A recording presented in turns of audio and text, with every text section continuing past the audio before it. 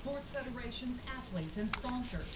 Now, unused tickets will go to members of the military and students, or be sold. I don't want to see That's a good plan.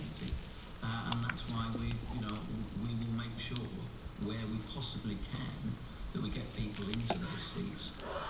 You're so cute. For events where tickets were Yeah. Do you like to be called cute? Is cute a funny word? What? What, Mr. Hicks? As the Brits say, weather for wellies, but not bikinis, unless you play women's beach volleyball.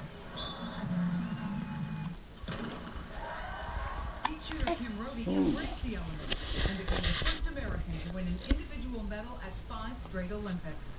You still have the emotions that hit you when you're standing on the podium, watching the American flag go to the top of the pole. And royalty made an appearance today. King James and the Dream Team debuted, with First Lady Michelle Obama in the audience. Prince William joined David Beckham to cheer for Great Britain's soccer team. A proud grandfather and mother, the Duke of Edinburgh and Princess Anne, came out to watch Zara Phillips ride. And the man who would be queen, well, the stunt double who played the queen in the opening ceremony, says it was the part of a lifetime, and he only got one take. And what's the size of the spot you had to hit, though? Okay, the actual landing area that we had was very small.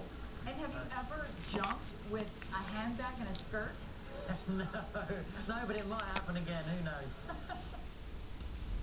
He wouldn't have been able to make that jump in today's windy weather, and showers are forecasted to soak Britain, Brian, for the rest of the week. It doesn't look remotely like the Queen, even with pearl. Chris Jansen, thank you for your reporting today. That's right.